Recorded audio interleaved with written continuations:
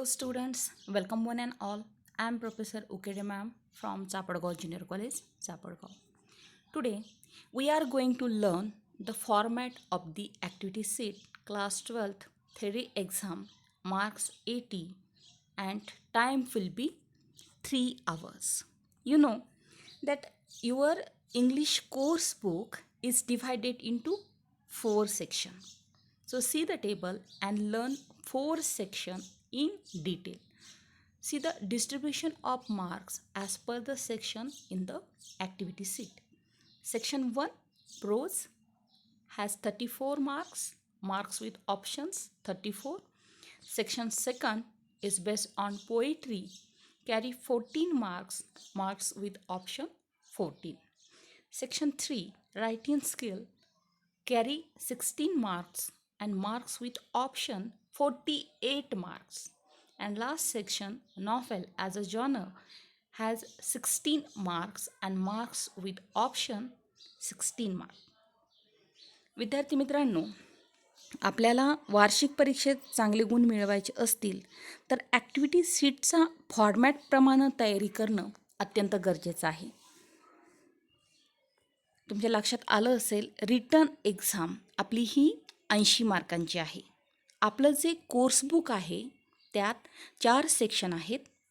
पहिला जो सेक्शन आहे प्रोज, तर यामध्ये 8 लेसन आहेत. दुसरा जो सेक्शन आहे पोएट्री, तर यामध्ये 8 पोएट्रीचा आपल्याला अभ्यास करायचा आहे. तिसरं जे सेक्शन आहे रायटिंग स्किल, तर यामध्ये summary writing, mind mapping, statement of purpose, drafting of virtual message आणि ग्रुप डिस्कशन या रायटिंग स्किलचा समावेश यामध्ये केलेला आहे. आणि शेवटचं जे सेक्शन आहे लिटररी जॉनर ऑर नॉव्हेल, तर यामध्ये आपण एकूण 4 नॉव्हेलचा अभ्यास करणार आहोत. So let's see the section first pros.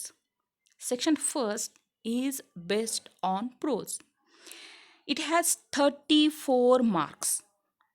Question number 1, A plus B, 34 marks. Reading for comprehension, language study, summary and mind mapping.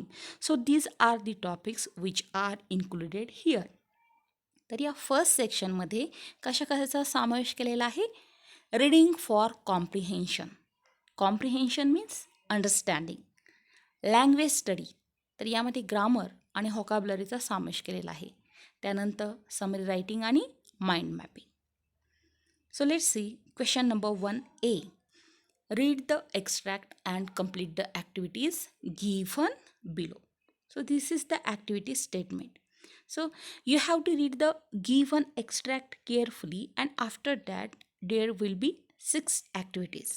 There will be a scene passage about 275 to 300 words.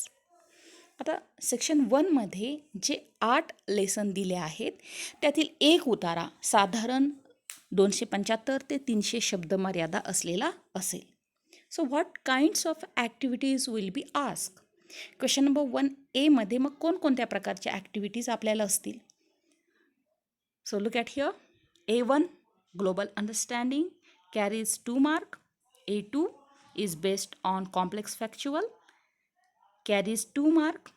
A3 inference, interpretation or analysis activity carries 2 mark. A4 personal response activity carries 2 mark. A5 language study carries 2 mark. And last activity A6 vocabulary carries 2 mark. Each activity has 2 mark. Question number 1A मध्ये 6 activity एकूण विचारल्या जाणार आहेत आणि प्रत्येक activity ही 2-2 मार्काची आहे. So let's see first activity global understanding. Global understanding means what? To understand the general meaning of what you are reading. म्हणजे संपूर्ण उतार्यावरती आधारित आपल्याला प्रश्न विचारले जातील. उतारा रीड केल्यानंतर जो अर्थ आपल्याला कळाला आहे त्यावरच प्रश्न विचारले जाणार आहेत.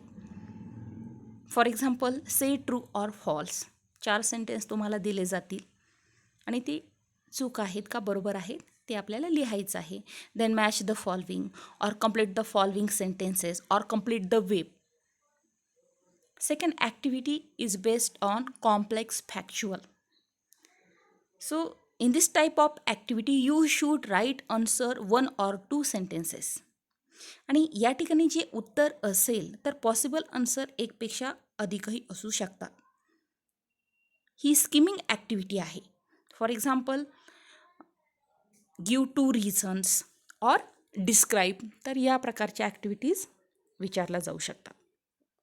Then third A3 activity is based on inference, interpretation or analysis.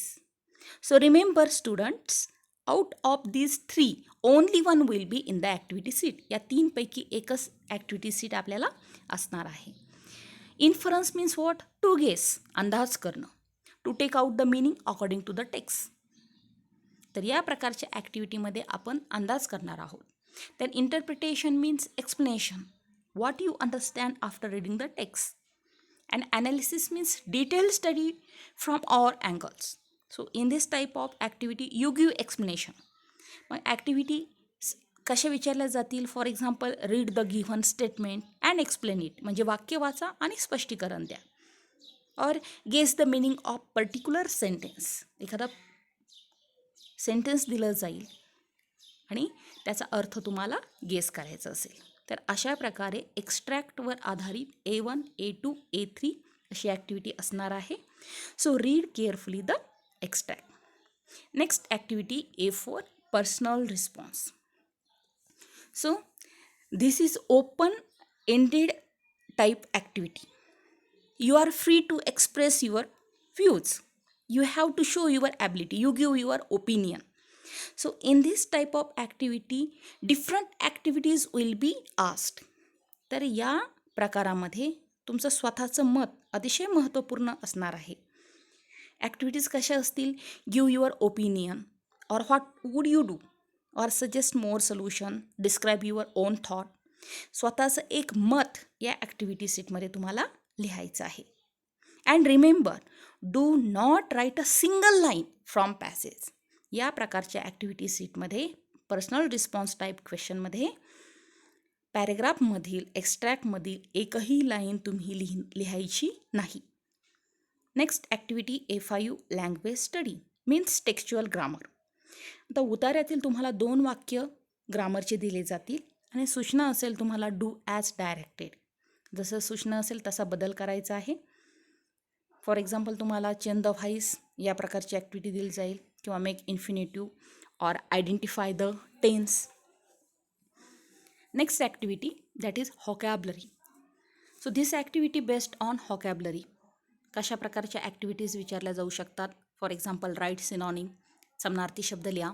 Right antonym, विरुद्धार्थी शब्द लिहा. किंवा write homophones pairs or write word building. For example, make a noun, make verb, make adverb, make adjective.